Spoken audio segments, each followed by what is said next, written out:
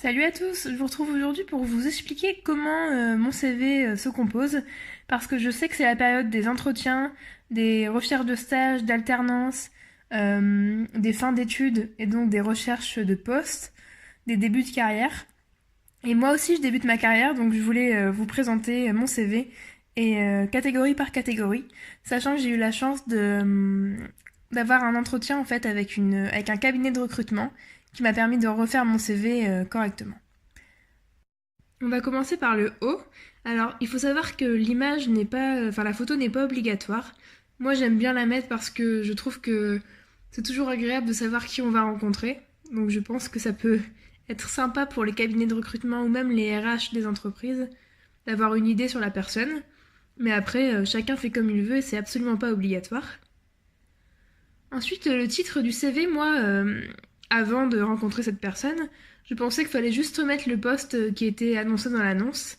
Et en fait, elle nous a expliqué qu'on devait mettre donc le poste qu'on recherchait, ou celui qui était marqué dans l'annonce du coup, mais également nos études actuelles, enfin les dernières études que l'on avait fait, ou notre dernière expérience, et trois qualités qui nous représentent. Donc moi, comme vous pouvez voir, j'ai mis technicienne SAV itinérante. J'ai mis la licence dans laquelle j'ai fait mes études là, cette année. Et également donc trois qualités qui me représentent plutôt bien. Ensuite, on va passer à la case objectif et à la colonne entière des choses un peu moins importantes, on va dire. Donc, dans l'objectif, moi j'ai mis que je voulais avoir un emploi dans lequel je m'épanouisse, qui allie à la fois le côté technique et le côté humain. Il faut juste que ce soit une petite phrase d'accroche qui explique en gros ce que vous voulez vraiment dans votre carrière. Ensuite, on va voir les compétences. Si vous avez le permis, c'est ici qu'il faut le mettre. Vos langues également, à part si vous en avez plus de deux. Là, il faut mieux faire une catégorie langue. Et ensuite, vous pouvez mettre les logiciels que vous connaissez et vos compétences, tout simplement, si vous avez des compétences particulières. Et enfin, la dernière catégorie, c'est les centres d'intérêt.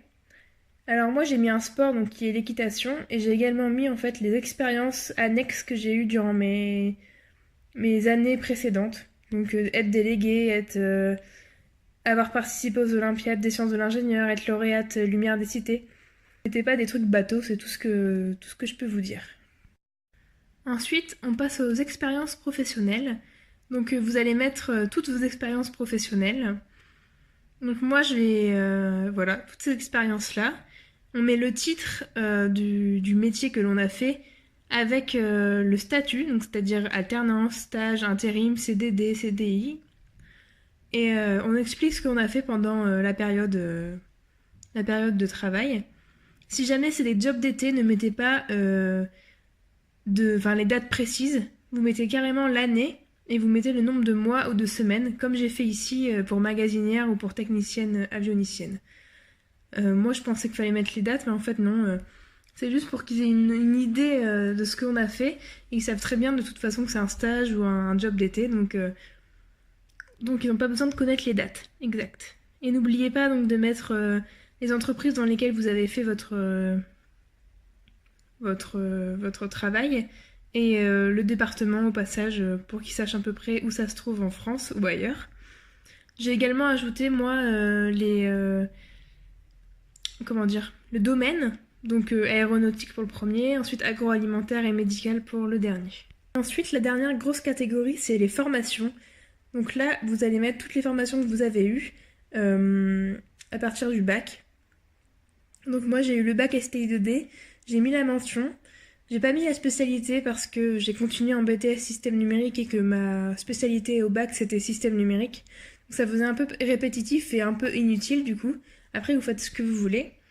Elle m'a également dit donc d'ajouter par contre la spécialité du système numérique pour mon métier, donc qui est l'électronique, voilà, et communication.